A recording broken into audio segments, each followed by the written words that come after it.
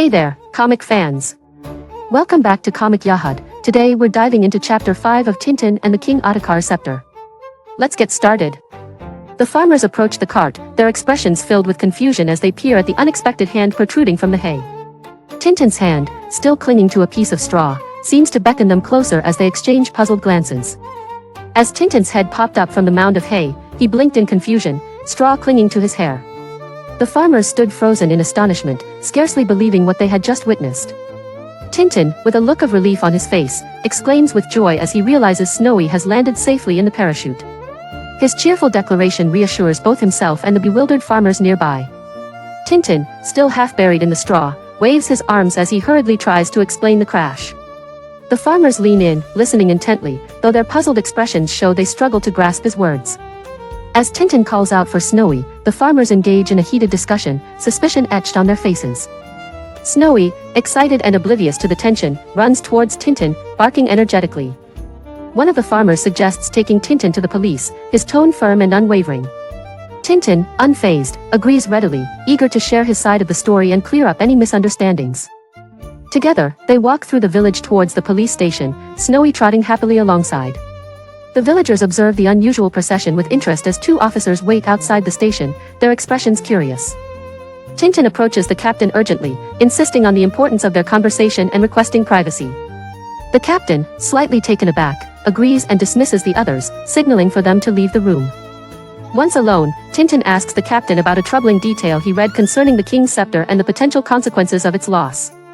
The captain confirms the information but questions Tintin's interest in such matters, curious about his concern. Tintin reveals his suspicions of a conspiracy aimed at stealing the scepter from King Musker XII, a claim that shocks the captain. The captain, incredulous, demands to know what evidence Tintin has to support such a serious allegation. Tintin, leaning forward, asks the captain to ensure their conversation remains confidential, to which the captain reassures him. With a nod, he encourages Tintin to continue, eager to hear more of his concerns about the scepter. Meanwhile, a red aeroplane soars over a bustling airfield, its engine humming steadily as it prepares for landing. The landscape below features a series of hangars and buildings, indicating the busy nature of the airstrip. Outside the office, two officers engage in a hushed conversation, noting the length of Tintin's meeting with the captain. Their concern grows as they wonder about the seriousness of the discussion taking place inside. The captain expresses gratitude to Tintin for his invaluable service and assures him that Professor Alembic will be arrested. Tintin, eager to continue his journey, asks if he can hire a car, but the captain's response is uncertain. The captain regretfully informs Tintin that there are no cars available in the village, suggesting an alternative plan for Tintin to travel with a peasant to Klow. Tintin acknowledges the situation and agrees to the arrangement, accepting the delay in his journey. Tintin finds himself seated beside a kindly peasant on a horse-drawn cart, the countryside unfurling around them as they set off. Snowy trots happily alongside, his energy a stark contrast to the slow, steady pace of the cart heading towards Klow. In a dimly lit office, a man named Travik is on the phone, his voice rising with disbelief as he's informed about Tintin's escape. Urgently, he commands his contact to prevent Tintin from reaching Klow, emphasizing the critical nature of the situation. Meanwhile, Sirav, another conspirator, receives a call confirming Tintin's journey in a peasant's cart. He assures his contact that they'll intercept the young boy in the forest, planning to act swiftly to halt his progress. Unaware of the danger ahead, Tintin continues his journey through a dense forest, the cart creaking along the winding path. The tall trees loom around him, their shadows stretching ominously across the road as Snowy trots beside the cart. Two men lie in wait behind large boulders, rifles at the ready, their eyes fixed on the winding forest path Tintin is taking. The atmosphere is tense as they prepare to ambush the unsuspecting travelers. One of the men peers over the rock and spots the approaching cart with Tintin and the peasant. He alerts his companion with urgency, signaling that their target is drawing near. As Tintin's cart comes into view, the men spring into action, one stepping forward and shouting for them to halt. The peasant driver, bewildered, raises his hands in confusion as the second man keeps his rifle trained on them. One of the men, holding a rifle, demands to know the whereabouts of the young foreigner, causing the peasant to stammer nervously. The peasant, visibly shaken, struggles to respond under the pressure of the threat. Growing impatient, the man orders his companion to search the cart, convinced that Tintin is hiding there. The peasant, still stammering with fear, denies any knowledge of the foreigner, his voice trembling. The man questions the peasant's stutter, suggesting that it's caused by fear, as he points his rifle menacingly. The peasant, hands raised, remains seated in the cart, unable to hide his anxiety. The peasant, his voice quivering, tries to explain his stammering as the man with the rifle looks around in frustration. Another man, Sirav, confirms there is no one in the cart, adding to the mounting tension. Splug, growing impatient, questions the peasant about Tintin's whereabouts, urging him to speak. The peasant, struggling to articulate, mentions Tintin stopping at a place starting with ko, but is interrupted before he can finish. Confusion arises as Splug misunderstands the peasant's stammering, suspecting he's been drinking, while the peasant finally manages to say, "Coachman's rest." Frustration grows as they realize the information was delayed, questioning why it wasn't revealed sooner. One of the men hushes the group as he hears a car approaching, while the peasant, still stammering, raises his hands in a gesture of confusion. The tension is palpable as they all wait in silence, the forest around them echoing with the sound of the oncoming vehicle. The man with the rifle warns the peasant to stay silent and still, reminding him of their weapon's presence. The peasant, trembling, struggles to form words, his fear evident as he tries to comply with the threatening commands. As the blue car speeds past, the peasant points desperately towards it, hoping to divert the men's attention. The men remain hidden behind the rocks, their rifles ready, as they watch the car disappear down the path. As the car disappears down the dusty path, one of the men finally relaxes and suggests they can safely return. The tension diminishes slightly as they lower their rifles, still wary of the road ahead. The peasant, struggling with his stammer, attempts to tell the men something important about the foreigner. Impatience grows as Splug demands to know the whereabouts of the elusive young man. The peasant finally manages to convey that the foreigner was in the very car they just let pass, causing shock among the men. Realizing their mistake, they are left in disbelief at the missed opportunity. The blue car speeds along the winding forest road, carrying its occupants deeper into the lush greenery. The driver remains focused, unaware of the recent missed opportunity by the men with rifles. Inside the car, Tintin sits alongside a cheerful woman who enthusiastically mentions her singing engagement at the Winter Garden in Klow. Intrigued, Tintin expresses his eagerness to hear her perform, as Snowy looks on with curiosity. The woman begins to sing passionately, her voice filling the car with melodies about her beauty and jewels. Tintin listens intently, while Snowy seems a bit startled by the powerful performance. As the blue car drives through the forest, a variety of animals scatter in different directions, startled by the sudden noise and movement.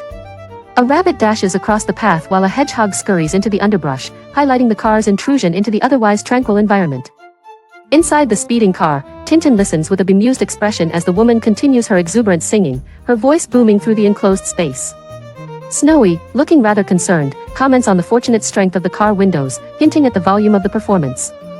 Meanwhile, in a nearby building, a man named Whiskatot speaks angrily on the phone, blaming others for a missed opportunity due to the peasant's stammering.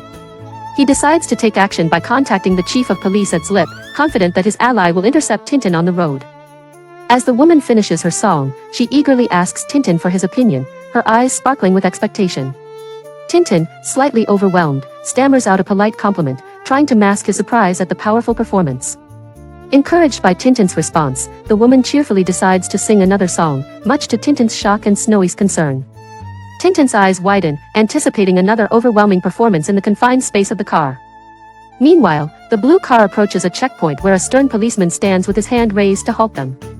The officer's presence indicates a possible obstacle on the road, adding a new element of challenge to their journey.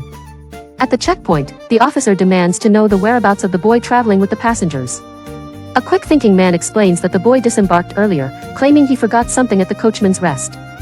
Meanwhile, Tintin, now on foot with Snowy by his side, strides through the forest, relieved and expressing his willingness to have used any excuse to escape. His determination to continue the journey without further hindrance is clear. In Klow, a formal discussion unfolds as an elderly official addresses a request for access to the National Archives. The official acknowledges the rarity of granting such privileges to a foreigner but suggests that the request might be favorably considered due to the ambassador's endorsement. Tintin, with Snowy trotting beside him, approaches the village of Zlip, unaware that two uniformed men are eyeing him suspiciously. The men, intent on confronting him, plan to check his papers, adding to Tintin's unanticipated challenges on his journey. The officers stop Tintin, declaring that his papers are not in order and insist on taking him to the police station. Tintin, caught off guard, holds his documents, trying to comprehend the situation as Snowy watches with concern. Inside the station, the captain confirms the irregularity of Tintin's papers, stating that he must detain him until further instructions are received. Tintin, perplexed and earnest, protests, insisting there must be a mistake as he explains his passport was correctly stamped. The captain, with a stern expression, tells Tintin he cannot proceed, ordering his men to take him away. Tintin, startled and confused, is quickly seized by the officers as he tries to protest. As Tintin struggles against the officer's firm grip, he desperately calls out to the captain, insisting he has important information to share. Snowy barks anxiously, trying to keep up with the commotion around Tintin. Meanwhile, a man named Splodge speaks on the phone with Whiskatots, reporting that they have captured Tintin. He casually suggests they should think over what to do with him, ensuring Tintin does not reach Klow. Tintin sits on a hard bench in the dimly lit cell, wondering what events are unfolding in Klow as Snowy sits loyally beside him. His mind races with concern for the unknown happenings outside these walls. As evening descends, Tintin stretches and yawns, resigning himself to sleep since there's nothing else he can do. Snowy curls up next to him, providing a small comfort amidst the uncertainty. Meanwhile, the captain stands in his office, smoke curling from his cigarette, contemplating his next move. The shelves lined with books suggest a world of information at his disposal, as he considers Tintin's fate. In the dim office, the captain listens intently as the radio announces a concert at the Winter Garden, featuring the renowned Bianca Castifier. He taps his cigarette thoughtfully, aware that events in Klow are taking an unexpected turn. The melodious strains of Castifier's voice drift through the cell, startling Tintin and Snowy awake. Tintin, sitting up on his narrow bed, listens to the haunting song, feeling the weight of his confinement. In the lush garden, Bianca Castifier passionately sings into the microphone, her voice echoing through the air. Unbeknownst to her, Tintin listens intently from afar, feeling a connection to the world outside his cell. The next day, Alembic is presented with a document bearing the royal signature, granting him admittance to the treasure chamber. He nods as the captain informs him that Lieutenant Cromer will escort him there, setting the stage for an important journey. Alembic, with the document in hand, walks alongside Lieutenant Cromer towards Krapow Castle, where the regalia is closely guarded. The lieutenant explains that a special guard watches over the precious items, adding a sense of unease to their mission. And that wraps up this chapter. If you enjoyed the story, head to the next part and be sure to like and subscribe for more adventures on Comic Yahud.